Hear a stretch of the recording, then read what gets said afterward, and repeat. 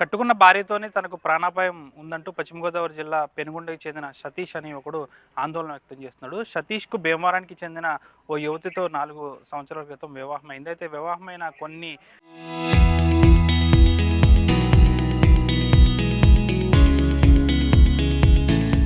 రోజుల తర్వాత యువకుడు ఇద్దరికీ కూడా మనస్పర్ధలు రావడంతో ప్రస్తుతం ఆ యువతి ఎవరైతే ఉన్నారో తనను అనుకుంటుందంటూ యువకుడు సతీష్ ఆరోపిస్తున్నాడు. గత కొన్ని రోజుల క్రితమే తనను కిడ్నాప్ చేసి తీవ్రంగా కొట్టారంటూ కూడా బాధితుడు ఆందోళన వ్యక్తం చేస్తున్నాడు. ప్రస్తుతం బాధితుడు ఉన్నాడు. అసలు ఏం జరిగిందో అడిగి తెలుసుకుందాం. మీకు ఎప్పుడు మ్యారేజ్ అయింది? 2022 8వ నెల 11వ తారీఖండి. హ్మ్. మ్యారేజ్ అయిన కొద్ది రోజుల వరకు అలాగా గొడవ లేకుండా ఫ్రీగా బాగానే ఉన్నది. తర్వాత సిటీ నుంచి పల్లెటూరుకి రావడం వల్ల సిటీ నుంచి పల్లెటూరుకి రావడం తనకి ఇబ్బందిగా ఉండటం, ఉండలేకపోవడం అలా ఇబ్బందిగా ఉండేది. ఆ తర్వాత ఇంట్లో చిన్న చిన్న సెటిల్మెంట్లు అవి చేయడం, మా బామ్మర్ది వచ్చి కలిపేసి వెళ్ళిపోవడం, తర్వాత అలా సద్దుమద్దు పడిపోయింది. తర్వాత అయిన తర్వాత పేకేరులో ఉండేవాళ్ళు. పెనుగొండ మాది. పెనుగొండ అయితే పెనుగొండ నుంచి మా నాన్నగారు లవ్ మ్యారేజా? లేదండి, లవ్ మ్యారేజ్ కాదు. అరేంజ్ మ్యారేజే. ఇది ఏజెంట్ ద్వారా తీసుకొచ్చిన సంబంధం అండి ఇది. భీమవరం బ్యాంక్ కాలనీ అండి.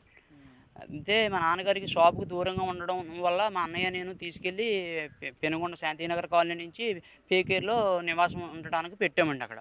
అక్కడ మా అన్నయ్య నేను ఉండడానికి నా మ్యారేజ్ అయిన తర్వాత అందరం కలిసి ఉందాం అనే ఉద్దేశంతోటి నలుగురం అక్కడ ఉంటాం కదా అనే ఉద్దేశంతోటి వెళ్ళాం.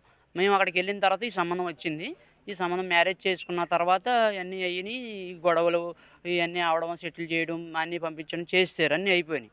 అయిపోయిన తర్వాత తర్వాత ఇబ్బందిగా ఉండటం, అత్తకోడలు గొడవలు, తోటికోడలు గొడవలు అలా చేయడం, అన్నీ సెటిల్ చేసి అదుమడిపోయినాయి, అన్నీ అయిపోయినాయి. తర్వాత పెద్దలు అక్కడ ఊళ్ళో పెద్దలు వేరే కాపురం కావాలన్నారని చెప్పి వేరే కాపురం పెట్టారండి అప్పుడు. అత్తకోడలు పోయి పడకపోవడం, అన్న తమ్ముళ్ళు పడకపోవడం వల్ల వేరేగా ఉంటామని చెప్పి మా బామ్మ తీసుకొచ్చి ఇక్కడ వేరేగా పెనుగొండ ఇందిరా శాంతి నగర్లో ఉన్న కాలనీలో ఇంటి దగ్గర పెట్టించి మా అక్క మా బావ ఉండాలి, కాలనీలో ఈ అద్దెంట్లో ఉండడానికి వీలు లేదు, ఈ ఇంట్లోనే ఉండాలి అని చెప్పి ఇక్కడ అద్దెంట్లో పెట్టకుండా సొంత ఇంట్లోనే పెట్టించాడు. పెట్టించిన తర్వాత ఇక్కడ కూడా ఇవ్వకపోవడం, నువ్వంటే నాకు ఇష్టం లేదు, నేను ఉండలేకపోతున్నాను, నేను చేయలేను అన్ని పనులు, నువ్వు చెయ్యాలి అని అలా మేము ఫ్యాక్టరీకి వెళ్ళాం, చేసుకున్నాం, అంతే అన్నీ అయినాయి. అయినా సరే ఎందుకు దొరక కలిసి ఉందాం అని అన్నా సరే అయినప్పటికీ కూడా లేదు, నువ్వు మా అమ్మతోటి మా తమ్ముడితోటి నువ్వు చెప్పాలి, నువ్వు మీ అమ్మాయి వల్ల నాకు ఇబ్బందిగా ఉంది, నువ్వు చెప్పి నాకు నువ్వు అలా చెప్తేనే నేను వెళ్ళిపోతాను, నీకు కావాలంటే నేను డబ్బులు కూడా ఇస్తాను నీకు, నువ్వు అలా చెప్తే అని చెప్పి అన్నది. నేను అలా చెప్పను, కావాలంటే నువ్వే చెప్పు మీ అమ్మ మీ తమ్ముడికి అని చెప్తే, లేదు నేనైతే చెప్పను, నువ్వు చెప్తావా లేదా? లేదు దుర్గా, నేను అలా చెప్పను, నా వల్ల మీ అమ్మాయికి ఇబ్బందిగా ఉందంట, విడిపోతాను అంటున్నాను నుంచి అని చెప్పి అన్నదండి అని చెప్తానంటే, నా కొడక నువ్వు చెప్పేది ఏంటి, నేనేం చెప్పమన్నాను, ఏం చెప్తాను అంటున్నావురా నువ్వు అని చెప్పుకొచ్చిందండి. చెప్పుకొచ్చిన తర్వాత అయినా సరే నేను అడ్జస్ట్ అయ్యి అలాగా ఎవరికి చెప్పుకోలేని స్థితిలో మా అమ్మ మా నాన్నతోటి మా అన్న అందరితోటి గొడవలు పెట్టుకుని అన్నిటితో వాళ్ళ కావాలని వాళ్ళ ఉద్దేశంతో వాళ్ళ తరపున వెళ్ళి అన్నీ చేసుకున్న తర్వాత నన్ను ఓ రోజున కిడ్నాప్ చేసి కారులో శ్రీ పెనుగొండ సాయి బాలాజీ రెస్టారెంట్ కాడి నుంచి కిడ్నాప్ చేసి కారులో కొట్టుకుంటా తీసుకెళ్ళారండి. రీసెంట్గా 1.5 అవుతుందండి, లేకపోతే 2 months అవుతుంది. కిడ్నాప్ చేసుకుని కొట్టుకుంటా తీసుకెళ్ళి అక్కడ మళ్ళీ కొట్టుకుంటా తీసుకెళ్ళి మా అత్తగారి ఇంట్లో లోపల తీసుకెళ్ళిపోయి కాలర్ పట్టుకుని తీసుకెళ్ళిపోయి కారులో తీసుకొచ్చి మొత్తం నలుగురు తలుపులేసి కొట్టారండి. తలుపులేసి కొట్టిన తర్వాత కూడా నేను మా అమ్మ వాళ్ళకి చెప్పుకోలేదు, మా నాన్నకి మా అన్నయ్యకి చుట్టాలకి ఫ్రెండ్స్కి ఎవరికి చెప్పుకోలేదు. ఎందుకంటే వీళ్ళని కాదనుకుని వాళ్ళ దగ్గరికి వచ్చి తర్వాత ఎవరికైతే చెప్పుకోలేదు, నా అంతటి నేనే కుమిలిపోయి నా అంతటి నేను మానసికంగా నలిగిపోయిన స్థితిలో ఉన్నానండి. ఆ టైంలో కూడా ఎవరికీ చెప్పుకోవాలి. 4 రోజులు అయిన తర్వాత అన్నప్రాసనకు ముందు 4 రోజులు క్రితం ఇక్కడికి వచ్చిన తర్వాత ఏంటి దిగులుగా ఉంటున్నావు, బెంగగా ఉంటున్నావు, ఏంటి సరిగ్గా తింటలేదు, చెప్పట్లేదు, నేను కొట్టారు కదా అని చెప్పి మా అమ్మ మందలించి నిందించి అడిగితే అప్పుడు నేను చెప్పిన రోజున అప్పుడు వీళ్ళు కూడా ఎవరికి కేసు చేసి చెప్పలేని స్థితిలో ఉన్నారండి. ఈ 4 రోజులు అవుతుంది, మనకు చెప్పలేదు, చెప్తే ఏదో చేద్దాం కదా అని చెప్పిన స్థితిలో. ఆ తర్వాత 16 రోజులు మా అమ్మాయిని అన్నప్రాసన తీసుకొచ్చారు మా బామ్మర్ది. తీసుకొచ్చిన తర్వాత కూడా ఏం చేస్తారు? వడ్డీ వ్యాపారం చేస్తారండి, భీమవరంలో. భీమవరం అండి. వచ్చిన స్థితిలో తర్వాత అన్నప్రాసనకు వచ్చిన తర్వాత మా బామ్మర్ది ఏమో ఇక్కడికి వచ్చిన తర్వాత, మీ అబ్బాయి ఎందుకండి వేస్ట్ అండి, రూపాయి కూడా సంపాదించడు, 100 రూపాయలు కూడా సంపాదించడు, ఎందుకండి మాకు వీడు తీసుకెళ్ళిపోండి అలాగే ఎలాగని మాట్లాడతాం, వాళ్ళ అక్కనే అని అనడం, వీడికి ఇద్దరు కలిపి దినం భోజనాలు ఎట్టేద్దామని అంటాం.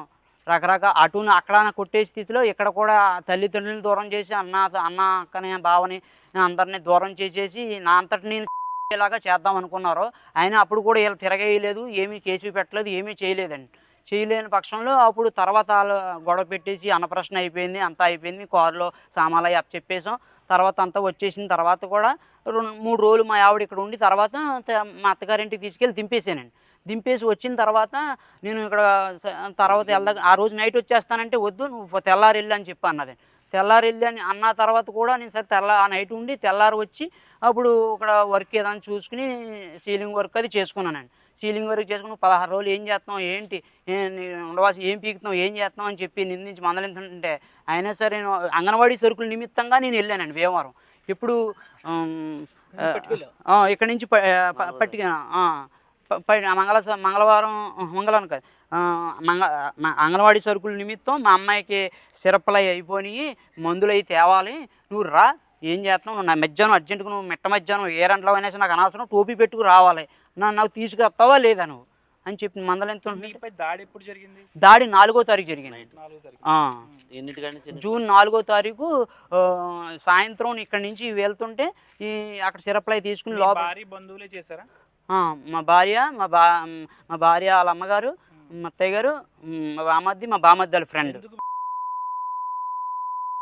ఆస్తి ఇల్లు మా అమ్మ పేరు మీద ఉంది, అది సెంటున్నర నాకు రాసిచ్చి చేయాలి, నువ్వు రాయిపిచ్చు మా అమ్మగారితో మీ అమ్మగారు వాళ్ళతో మీ నాన్న వాళ్ళతో రాయిపిస్తావా లేదా నువ్వు రాయిపిచ్చు. ఇంటి స్థలం తన పేరు తన పేరు ఎల్ఐసి కూడా మా అమ్మ మా నాన్నల పేరు మా అమ్మమ్మ నాన్న వాళ్ళతో గొడవ పెట్టుకున్న ఆ టైంలో నేను మా అమ్మ పేరు నామినీ ఉంటే మా అమ్మ పేరు నామినీ తీసేసి మా భార్య పేరుకి నామినీ మార్చేసానండి. మార్చేసిన పక్షంలో అప్పుడు వాళ్ళకి మా బామ్మదికి ఏంటి మా ఆవిడకి ఏంటి ఆ ఫొటోస్ కూడా తీసి మార్చేసినట్టు నామినీ కూడా ఫోటో పెట్టానండి. ఇప్పుడు నా చావు బతుకుల స్థితుల్లో నన్ను ఏదో రకంగా హింసించేసి నా అంతటి నుంచి అని చెప్పి నన్ను అప్పుడు వాళ్ళ ఇంట్లో రాత్రంతా సాయంత్రం 7:30కి మొదలు పెట్టారండి. కొట్టారు, ముగ్గురు కలిపి కొట్టారు. నేను మా అమ్మాయిని ఎత్తుకుని మా అత్తగారు ఎత్తుకుంటే ఇలా బుజ్జుకిస్తుంటే ఏంటో నా కొడుకు అని చెప్పి ఇలా గుంజుకుంటుంటే అప్పుడు నేను చేస్తుంటే ఇలా లేదు ఏంటి అని చెప్పి గోపు మీద అలా జుట్టు పట్టుకుని గోపు మీద కొట్టేసిందండి. గోపు మీద కొట్టుతుంటే అప్పుడు మా ఆవిడ మొత్తం ఇద్దరికి కలిపి కలపడి కొట్టారు. తర్వాత మా బామ్మద్దుని లేపి తనతో కూడా కొట్టించారండి. అది ఏంటి ఎందుకు కొడుతున్నావు నువ్వు మరి మీ మీద దాడి జరిగింది కదా, పోలీస్ స్టేషన్ కంప్లైంట్ ఇచ్చారా? పోలీస్ స్టేషన్లో ఇచ్చామండి. తనుకుని పారిపోయి వచ్చి ఆ రోజు తర్వాత రోజు తెల్లారి నైట్ అక్కడ నేను లేవలేని స్థితి అండి. కాళ్ళు చేతులు నేను కింద పడిపోయి నేను లేవలేని స్థితి, ఎక్కడికే వెళ్ళలేని స్థితి. రాడ్లతోటి ఇక్కడ మోకాళ్ళ మీద ఇక్కడ ఈ చేతుల మీద ఇక్కడ ఈ జబ్బల మీద నడుము మీద ఇవన్నీ ఈ రాడ్ తోటి కొట్టారండి నలుగురు కలిపి. గోబల మీద తల మీద ఇవన్నీ కొట్టడం వల్ల నేను ఆ రాత్రి అంతా కూడా నేను లేవలేని స్థితిలో ఉన్నానండి. ఆ తర్వాత కొంచెం ఓపిక తెచ్చుకుని మా అత్తయ్య గారు తైలం బాటిల్ ఎవరో వచ్చారని చెప్పి గేటు తలుపు కొట్టుతుంటే తలుపు తీసి ఐరన్ గేట్ అండి బయట గేటు, ఆ గేట్ తలుపు కొట్టి ఆరన కొడతానని చెప్పి ఎవరో వచ్చారని చెప్పి తలుపు తీసి బయటికి వెళ్ళి చూసి వచ్చి లోపలికి వచ్చారు. మళ్ళీ ఆ తైలం బాటిల్ తీసుకుని బయటికి వెళ్ళి ఆ తైలం బాటిల్ ఆయనకి ఇచ్చి అప్పుడు మాట్లాడి వచ్చి లోపల నేను ఏదో రకంగా ఓపిక తెచ్చుకుని అంటే ఇప్పుడు ఏంటి మీ భార్య వాళ్ళ బంధువుల నుంచి నీకు ప్రాణాపాయం స్థితి ఉందండి నాకు. అదే నిన్న మార్నింగ్ కూడా ఏం కోరుకుంటున్నాను అంటే డైవర్స్ ఇచ్చేయాలంటున్నా తను. డైవర్స్ ఇచ్చేయాలి, నువ్వు నాకు విడాకులు ఇచ్చి నేను నీకు లాయర్ని పెడతాను, నీకు లాయర్ని పెడతాను, ఆ లాయర్ డబ్బులు లేకపోతే నేనే ఇస్తాను ఇక డబ్బులు అని చెప్పి నేను లాయర్ని పెట్టుకుంటాను, నువ్వు నాకు విడాకుల మీద సంతకం అప్లై చెయ్యి, తాటేగిల్లు సెంటున్నర స్థలం నా పేరు మీద మీ అమ్మ మీ నాన్నతో రాయించు అని చెప్పాను అంటుందండి. అది ఎల్ఐసి పాలసీ కూడా నేనే ఇచ్చాను డబ్బులు అంటున్నాను. నాకు కష్టపడిన డబ్బులు